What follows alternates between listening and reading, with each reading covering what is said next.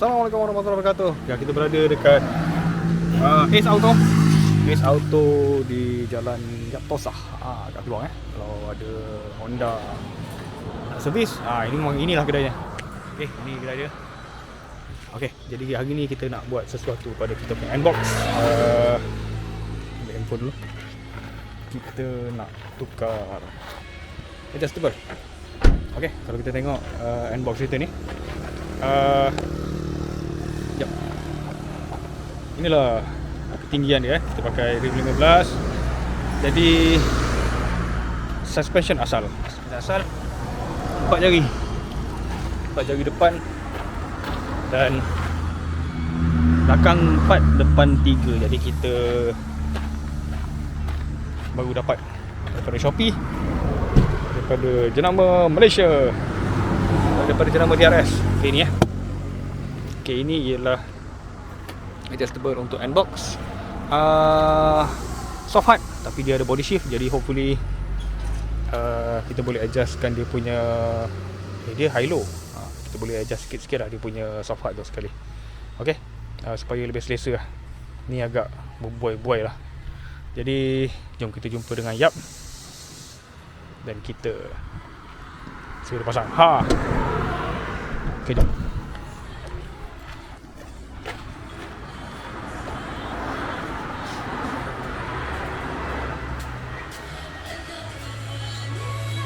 Mana buat dia? Assalamualaikum. Bos. Hang, apa khabar? Bos. Promosi. Hey, Ya. boleh baik kerja? Ada kerja ni lah. Ada kerja tak banyak tapi tak lebih dari 5 lah kerja. Satu. Tak ada menanda kita biasa lah. Tak ada ajar budak BJ lah. Sikit lah kerja tu. Mesti nak ikut. Tu, adjustable. Ada dekat dalam bonnet. Itu apa? Baik. Okay, kalau kat keluang, ni dia. Ni dia. Nanti cikgu letak location dekat dalam komen. Okey. Honda, ni Honda ni. Ini macam ni. H. Okey, jadi kita bawa keluar lah. Kita nak bawa keluar adjustable tu, kita letak kat sini. Lepas tu kita nak unboxing dulu kat sini. Jom. Okey, baik. Jadi itu kotak dia. Jadi kita nak cuba unboxing sekejap. Kita tengok apa benda yang boleh buka kotak. Pinjam subscriber. Okey, jadi inilah dia. DRS ni kalau tak salah Doctor Suspension. Dia company daripada Malaysia kan. Jadi mampu pilih lah. Kalau nak cari Tian ataupun Blitz, memang untuk inbox 4,000 lebih lah. Jadi memang sangat-sangat mahal lah. Okey, jadi kita try dulu tengok dulu. Buka dulu. Bismillah. Okey, kita ada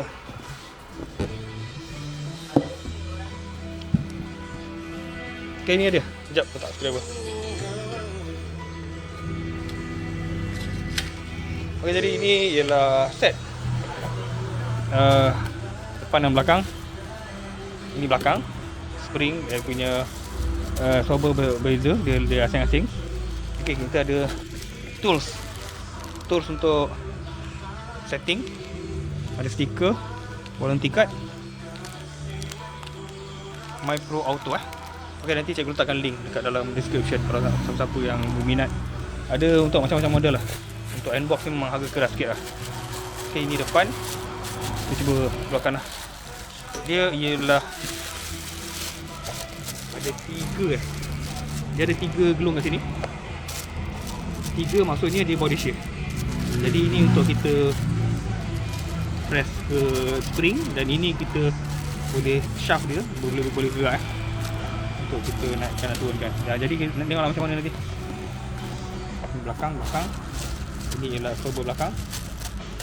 Tapi dia kata dia non serviceable, dia tak boleh servis. Jadi tapi tak apa. Kita biarkan dia pasang depan ni. Okey. Ini ada. Jom.